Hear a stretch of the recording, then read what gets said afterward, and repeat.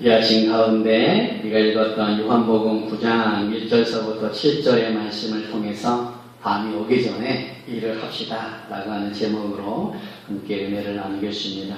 본문의 말씀은 요한복음에 기록된 7가지의 표적 중에 6번째 표적입니다.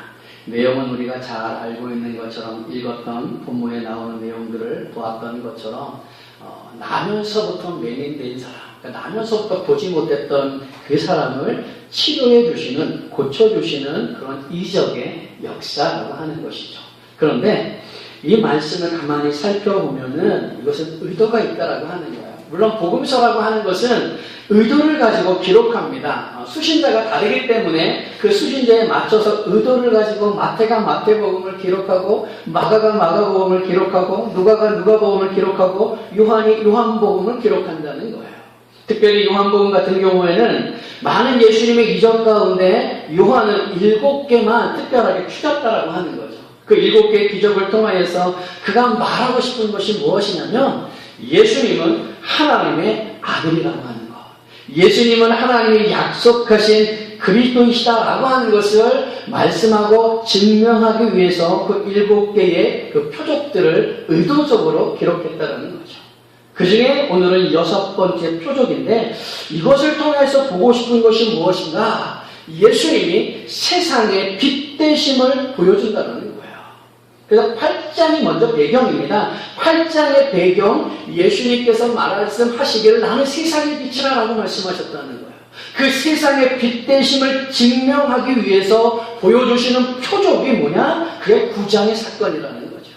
그러니까 8장과 9장은 연결되어져 있음을 성경을 읽다 보면 알 수가 있다라고 하는 거예요. 8장에 나오는 사건이 뭐냐? 예수님이 말씀하는 거예요. 나는 하나님이 보내신 세상의 빛이라. 그러시면서 하시는 말씀이 하나님은 내 아버지라.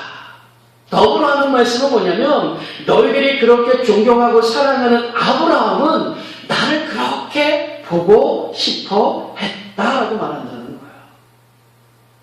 사람들이 가만히 들으니까 이상하다는 거죠. 자기를 세상의 빛이라고 얘기하고 하나님을 아버지라고 부를 뿐만 아니라 아브라함이 자기를 보고 싶어 했다라고 하고 예수님은 나는 아브라함을 보았다라고까지 말씀하신다는 거죠. 사람들이 가만히 보니까 예수님이 나이가 아무리 많이 먹어도 50이 안 되어 보인다는 거예요. 우리가 잘 알고 있는 것처럼 예수님은 공생애를 30살에 30에 시작하셨습니다. 그러니까 참 젊은 때의 모습이죠. 그러니까 아무리 나이를 많이 먹은 것으로 보았나 할지라도, 쳐준다 할지라도 50이 안 된다는 거예요. 그런데 아브라함을 보았다고 얘기하니까 사람들이 화가 나는 거예요. 게다가 하나님을 아버지라고 부르고. 그래서 그들이 어떻게 하느냐? 신성모독으로 생각하는 거죠. 그들이 가장 거룩하게 생각하는 것은 무엇이냐? 하나님이에요. 그런데 하나님을 아버지라고 부르니까 새파랗게 젊은 사람이 하나님을 아버지라고 부르니까 그들의 마음속에는 그 의로움, 스스로 생각하기에 의로움의 분이 나오는 거죠. 그래서 예수님을 돌을 들어서 죽이려고 합니다. 돌을 들어서 죽이려고 한다는 것은 신성모독죄에 대한 표현이에요. 그것을 피해서 예수님이 나오십니다. 그리고 길을 가시다가 누구를 만나는가? 오늘 본문에 등장하는 나면서부터 맹인인 사람을 만난다라고 하는 거예요. 그를 만나서 어떻게 해줍니까? 예수님이 침을 뱉어요. 땅에다 침을 뱉어서 그 침을 가지고 흙을 진흙으로 만드셔서 그 진흙을 눈에 붙이고 보냅니다. 실로암 연못에 가서 눈을 씻으라. 다행히 이 사람이 예수님의 그 말씀에 순종해서 실로암 못에 가서 자기 눈에 붙어있는 진흙을 씻어냅니다. 그랬더니 성경이 뭐라 그러냐? 밝은 눈으로 돌아왔다라고 한다는 거예요. 바로 이 사건이 보여주는 게 뭐냐? 예수님께서 세상의 빛 되심에 대한 증거라고 하는 거죠. 많은 사람들이 그렇게 나면서부터 맹인되었던 사람이 보게 된 것을 보고 이상하다라고 하는 거예요. 아니 저 사람은 성경 문 앞에서 구걸했던 사람이 아니냐라고 말하는 사람이 있는 반면에 아니다. 비슷한 사람일 뿐이다. 그 사람은 맹인 아니냐? 나면서부터 보지 못하는 맹인 아니냐? 그러니까 저 사람은 저렇게 보고 다니고 있으니 아마 비슷한 사람일 거다라고 하는 이야기들이 막 나오는 거예요. 그래서 물어봅니다. 당신이 그 사람이냐? 그랬더니 나면서부터 맹인된 사람이 뭐라 그러냐? 내가 바로 그 사람이다. 내가 나면서부터 맹인된 그 사람, 그래서 너희들이 보았던 것처럼 성전에 앉아서 구걸했던 사람이다라고 얘기합니다. 사람들이 궁금해하죠. 나면서부터 맹인이었는데 어떻게 볼 수가 있느냐? 끝도 묻습니다. 네가 어떻게 보게 되었느냐? 성경 한번 보실래요? 9장 11절 말씀 한번 보십시오. 9장 11절에 이렇게 그 사람이 대답합니다. 대답하되 예수라 하는 사람이 진흙을 이겨 내 눈에 바르고 나더러 실로암에 가서 씻으라 하기에 가서 씻었더니 보게 되었노라. 여기 보시면 예수님을 뭐라고 표현합니까? 그 사람이라고 얘기해요. 예수님에 대해서 자기를 치료해준 그 예수님에 대해서 그 사람이 나에게 실로암에 가서 씻으라고 했는데 가서 씻었더니 정말 보게 됐다고 얘기한다는 거예요. 사람들이 의아해합니다. 아니 실로암 못에 가서 눈을 씻었다고 어떻게 보게 될 수 있느냐라는 거예요. 그래서 자기들의 종교 지도자인 바리새인에게 이 사람을 데리고 갑니다. 나면서부터 맹인이었는데 지금 보게 되었습니다라고 하면서 그 바리새인들에게 데려간다는 거죠. 그 바리새인도 똑같은 일을 묻습니다. 네가 정말 맹인이었느냐? 그런데 어떻게 지금은 보게 되었느냐? 그런 물음에 이 사람이 또 대답합니다. 9장 15절 말씀 한번 보실래요? 이렇게 얘기하는데 그러므로 바리새인들도 그가 어떻게 보게 되었는지를 물으니 이르되 그 사람이 진흙을 내 눈에 바르매 내가 씻고 보았나이다 라고 말한다는 거예요. 그랬더니 바리새인들이 또 묻습니다. 뭐라고 물으느냐? 그러면 너는 그 사람을 누구라고 생각하느냐? 그 사람 말에 따라서 네가 실로암 못에 가서 눈을 찢고 깨끗하게 낫고 보게 되었는데 그러면 네 생각에는 그 사람이 누구라고 생각하느냐? 이전까지는 뭐라고 대답했습니까? 예수님을 그 사람이라고 얘기했어요. 그런데 9장 17절 뒷부분을 보십시오. 9장 17절 뒷부분에 보면 그런 물음에 뭐라고 대답하냐? 선지자입니다. 이 사람 생각이 조금 바뀐 걸 볼 수가 있다는 거예요. 사람들이 물어볼 때, 바리새인들이 처음에 물어볼 때는 그 사람이 나에게 가서 씻으라 그랬더니 씻었더니 보게 되었습니다. 라고 하는 건데, 그러면 너는 그 사람은 누구라고 생각하느냐라고 물어봤을 때, 선지자입니다. 라고 얘기합니다. 그의 생각이 발전되어짐을 볼 수 있습니다. 그 얘기를 들었던 바리새인들이 아무래도 이상하다는 거죠. 그래서 누구를 부르냐? 그의 부모를 부릅니다. 부모를 불러서 정말로 이 사람이 네 아들이 맞느냐? 정말로 네 아들이 나면서부터 맹인이었던 것이 맞느냐라고 묻습니다. 그걸 다 확인해서 맞습니다. 이 사람이 내 아들입니다. 이 사람은 나면서부터 맹인이었습니다. 바리새인들이 다시 물어요. 그러면 어떻게 낳게 되었느냐? 그 부모들의 대답이 무엇이냐면 그건 잘 모르겠습니다. 분명한 것은 이 사람이 내 아들이고 나면서부터 맹인이었는데 지금 어떻게 해서 보게 되었는지 저는 잘 모르겠습니다. 우리는 잘 모르겠습니다. 저 아들이 내 아들이 이제 작년이니까 다 컸으니까 직접 물어보십시오 라고 대답한다는 거예요. 왜 이렇게 대답했을까? 가만히 생각해 보십시오. 나면서부터 맹인이었던 아들, 우리에게 그런 자식이 있다면은 한평생이 가슴 속에 못으로 남아있는 거 아니겠습니까? 한평생 상처예요. 내가 뭔가 잘못해서 우리 아들이 나면서부터 보지 못하는 맹인이 되었다라고 하는 그 죄책감에 살 수밖에 없다는 거죠. 그런데 지금 보게 되어지는 거예요. 그러면 부모의 입장에서 그거보다 기쁜 게 어디 있겠습니까? 너를 고쳐준 분이 누구냐라고 하면서 그분을 찾을 것이고 찾아가서 절하며 인사하며 살해하고 싶은 것이 부모의 심정일 거예요. 그런데 오늘 본문에 보여지는 이 맹인의 부모는 뭐라 그러느냐? 아들은 맞습니다. 맹인은 맞습니다. 근데 어떻게 보게 됐는지는 모르겠습니다. 다 컸으니까 직접 물어보십시오. 왜 이런 이야기를 하게 됐을까? 9장 22절, 23절에 보면 부모들이 그렇게 할 수밖에 없는 이유를 보여줍니다. 22절, 23절에 보면 그 부모가 이렇게 말한 것은 이미 유대인들이 누구든지 예수를 그리스도로 시인하는 자는 출교하기로 결의하였으므로 그들을 무서워함이로라. 이러므로 그 부모가 말하기를 그가 장성하였으니 그에게 물어보소서 하였더라. 분명한 건 뭡니까? 이 부모들도 그 자기 아들의 눈을 고쳐준 그분이 범상치 않은 분임을 알았습니다. 이 아들이 고백했던 것처럼 선지자입니다 라고 말하고 싶었을런지도 모릅니다. 아니면 그렇게 기다리던 하나님이 보내신 메시아입니다, 그리스도입니다 라고 말하고 싶었을런지도 모릅니다. 근데 그렇게 못했어요. 왜냐? 출교당할까 봐. 출교당한다는 것은 유대교에서 쫓아낸다는 거예요. 근데 이 당시는 어떤 사회냐면 종교적인 사회입니다. 그러니까 모든 유대인들은 다 하나님을 믿고 그 다음에 말씀에 따라 살아가야 되는 거예요. 사회 자체가 종교적인 사회예요. 거기서 출교된다라고 하는 것은 사회적으로 매장되어지는 거예요. 아무도 출교당한 사람들과 교류하려고 하지 않는다는 거죠. 부모는 그게 두려운 거예요.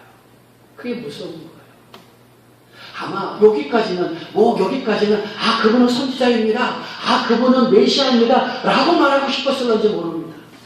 그런데 현실적으로 그렇게 말해버리면 출교를 당하니까, 사회적으로 매장을 당하니까 무서웠던 겁니다. 그래서 말하는 게 뭐예요? 아들은 맞습니다. 맹인으로 태어난 것도 맞습니다. 그런데 왜 보게 됐는지는 모르겠습니다. 직접 물어보십시오. 바리새인들이 다시 한번 그 사람에게 묻습니다. 정말로 네가 어떻게 보게 됐는지 솔직하게 얘기해봐라. 그랬더니 이렇게 대답해요. 27절에 이렇게 얘기합니다. 대답하되 내가 이미 일러서도 듣지 아니하고 어찌하여 다시 듣고자 하나이까? 당신들도 그의 제자가 되려 하나이까? 요 27절의 말씀을 가만히 보면 그 나면서부터 맹인이었던 사람, 그래서 예수님께 치료를 받았던 사람의 생각이 좀 더 발전했음을 볼 수가 있습니다.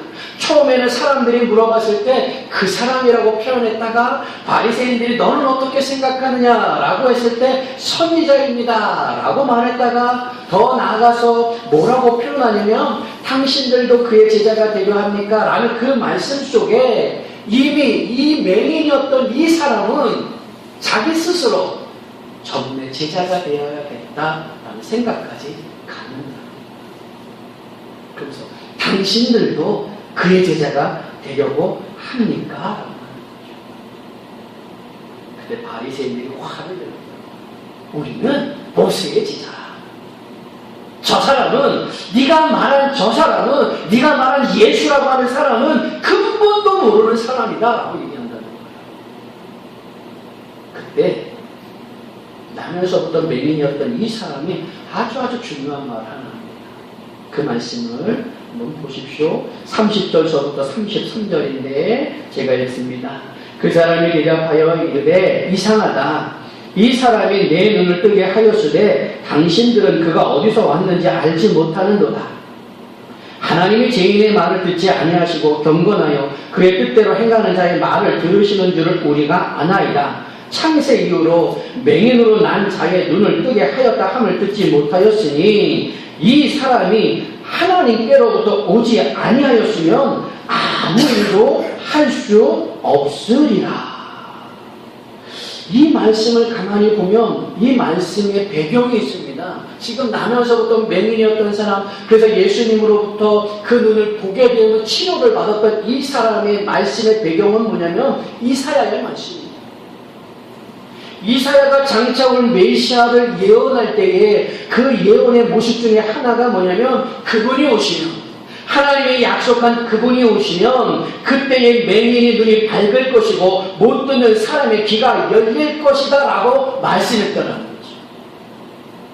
그런데 지금 맹인이었던 이 사람이 말하는 게 그거예요. 내가 나면서부터 맹인이었는데 예수라고 하는 그분이 나의 눈을 치료하여서 보게 하였는데 창세로부터 이전까지 보지 못한 사람이 보게 된 것들을 기록한 건 없는데 저 예수라고 하는 분이 나의 눈을 보게 하였는데 그렇다면 저분이 하늘에서부터 오신 분이 아니면 누가 하늘에서 온 사람이냐라는 이 얘기예요. 그러면서 더불어 하는 말, 당신들은 성경을 많이 알지 않습니까? 그런데 어떻게 저분이 어디서 왔는지 모른다고 대답하십니까? 보지 못한 사람이 보게 되는 것, 성경에 기록되었던 것처럼 장차 메시아가 와서 하시는 일이라고 하는데 당신들은 예수님이 어디서 왔는지 모른다고 대답하면 어떻게 합니까? 대물음이에요. 거꾸로 이제는 바리새인들은 어떻게 합니까? 책망하는 거예요. 책망. 당신들은 성경을 많이 하는 사람들입니다. 왜 예수님에 대해서 모릅니까? 이 얘기예요. 이 대답 가운데서도 볼 수 있는 게 뭡니까? 생각이 더 발전해 나갑니다. 그 사람에서, 선지자에서, 그 다음에 뭡니까? 하늘로부터 온 분이라고까지 발전해 나가는 모습을 볼 수 있는 거죠. 그랬더니 바리새인들이 어떻게 하느냐? 성경에 보면은요, 출교를 시킨다. 쫓아내버리고 34절에 보면 쫓아내버려요. 쫓아낸다라고 하는 건 있는 모임의 장소에서 내보낸 개념이 아니라 출교시키는 거예요. 앞에서도 말씀드렸지만 그의 부모들이 두려워했던 게 뭡니까? 출교당하는 거예요.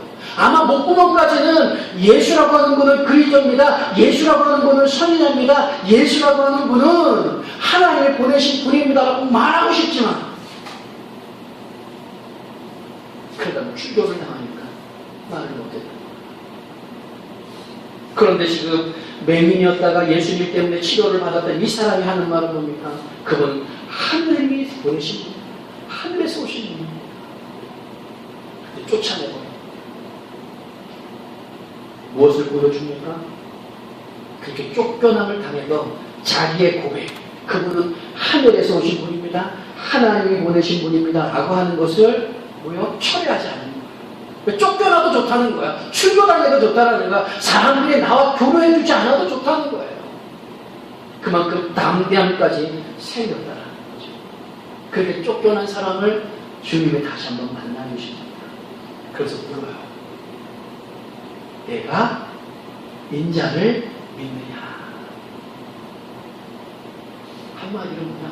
네가 나를 믿느냐? 그 물음이 뭐겠습니까? 나를 메시아로 믿느냐? 나를 그리스도로 믿느냐? 나를 하나님이 보내신 사람으로 믿느냐? 라는 물음 아니겠습니까? 그때 그의 대답이 뭐냐면 믿습니다. 그러면서 뭐 하냐면 절했다라고 얘기합니다. 그래서 38절의 말씀에 기록되어 있어요. 이르되 주여 내가 믿나이다 하고 절하는지라. 절한다는 건 뭡니까? 단순히 감사합니다라고 인사가 아니라요. 절한다라고 하는 것은 결국 예배한다라는 겁니다. 근데 예배의 대상은 누굽니까? 하나님이에요. 이 사람은 뭡니까? 예수님을 하나님으로 고백하고 있음을 볼 수 있다는 거죠. 가만히 보십시오.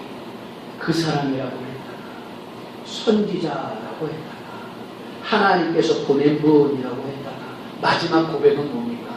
당신은 그리스도시군요. 그분이 얘기하는 거예요. 우리가 한 해 한 해 살아가면서 보아야 할 모습은 무엇입니까? 내 자신의 변화해야 될 모습은 무엇입니까? 그것은 믿음의 진보라고 하는 거예요. 믿음의 전진이라고 하는 겁니다. 이 사람은 짧은 시간 가운데 그 사람에서 그리스도 혹은 하나님의 아들이라고 하는 그 믿음의 자리까지 나아가는 것을 보는 거예요.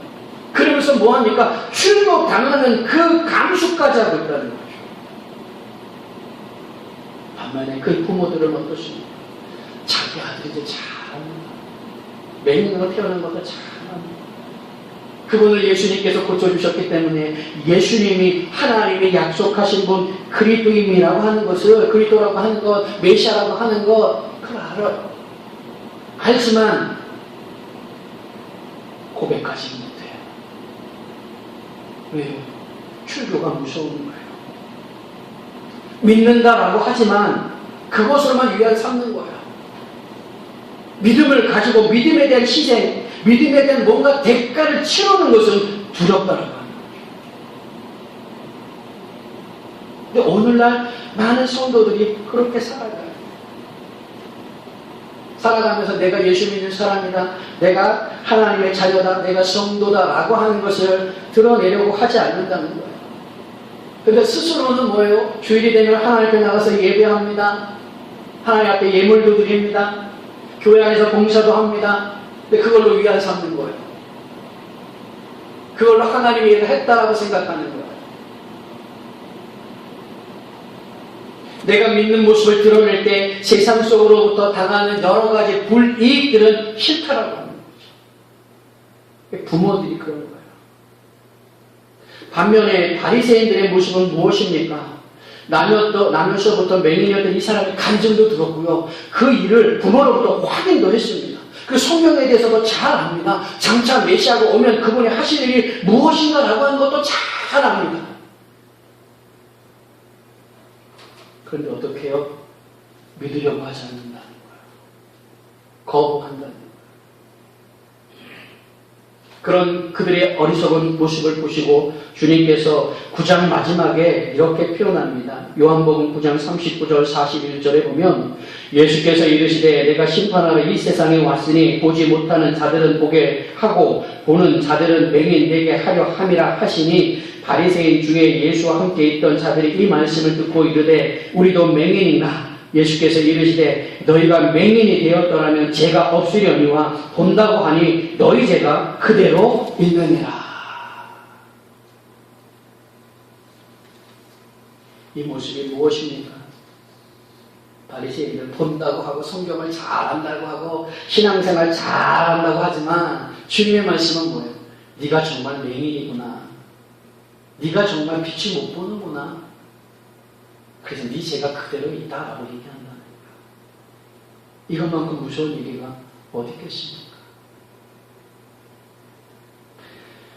이런 사건을 통해서 우리가 생각해 봐야 할 문제가 뭔가? 이 맹인을 가만히 한 번 더 생각해 보십시오. 이 사람은 날 때부터 맹인이에요. 그래서 이 사람은 그렇게 사는 것이 크게 답답하지 않아요. 나면서부터 맹인이었기 때문에 그렇게 답답하지 않습니다. 안 보이는 것들이 답답하지 않아요. 다 그렇게 사는 줄 압니다. 자신이 맹인인 것이라고 하는 것 자체도 인지하지 못해요. 그렇게 났으니까. 그러니까 빛이라고 하는 것도 모르고요. 빛이 필요하다라고 하는 것도 모릅니다. 그래서 빛에 대한 갈급함도 없습니다. 그렇게 살다가 가는 것이 인생인 줄 아는 거예요. 그런데 누굴 만나는 거예요? 예수님을 만나는 거예요. 예수님을 만나서 어떻게 됩니까? 주님께서 눈을 뜨게 해주시는 거죠. 그것은 뭡니까? 빛을 보게 해주시는 거예요. 그래서 그의 생각이 그 사람에서, 선지자에서, 하나님이 보내신 분에서 그리스도, 곧 하나님이라고 하는 고백을 하는 자리까지 나간다는 거죠. 그런 고백 뒤에 당하는 여러 가지 힘든 일, 어려운 일들을 감수하게 된다는 거예요. 믿음의 감수, 믿음의 인내, 믿음의 대가를 치르는 모습을 보여주고 있다는 거죠.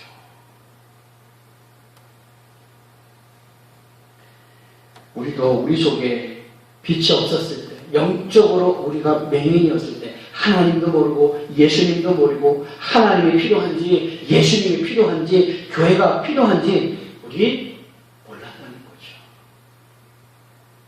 그저 세상의 사람처럼 어떻게 해요? 잘 먹고 잘 살고 건강하게 지내다가 잘 즐기다가 가는 것, 그게 인생인 줄 알았다는 거예요. 그런데 누굴 만납니까? 예수님이 나를 찾아와 주시고 나를 만나 주시고 우리에게 무엇을 주셨어요? 빛을 주셨어요. 생명의 빛을 주셨어요.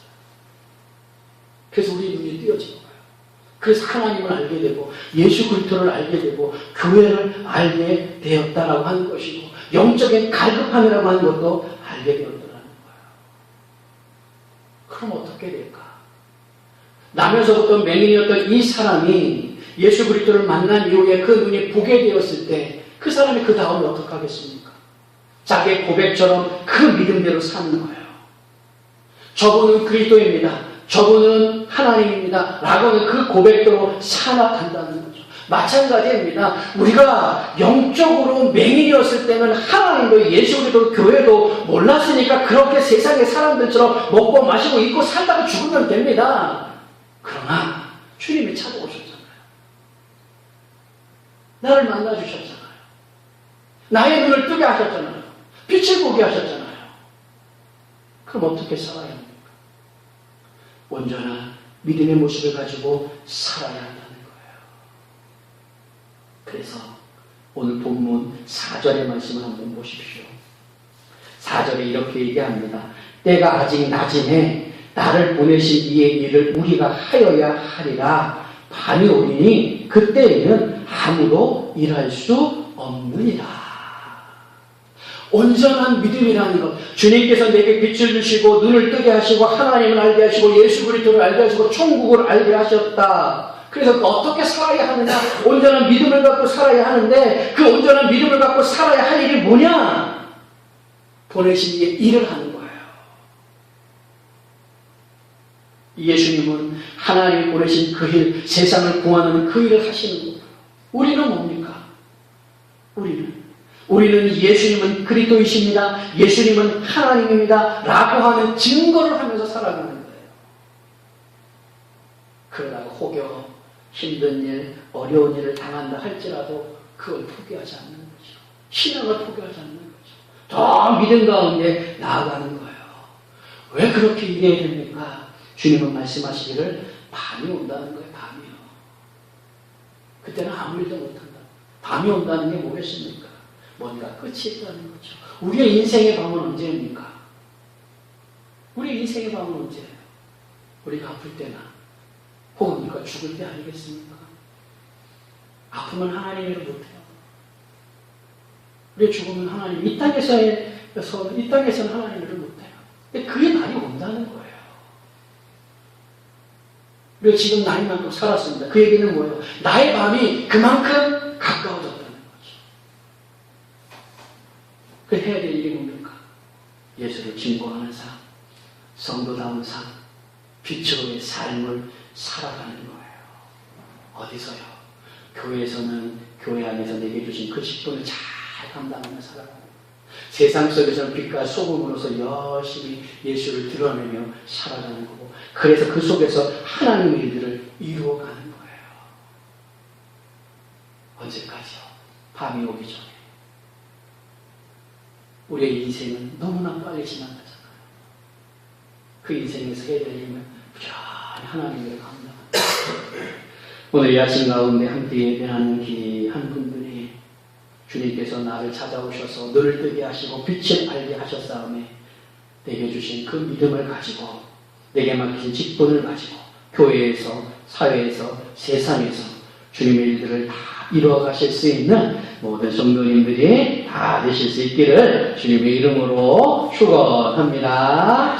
아멘. 기도하겠습니다.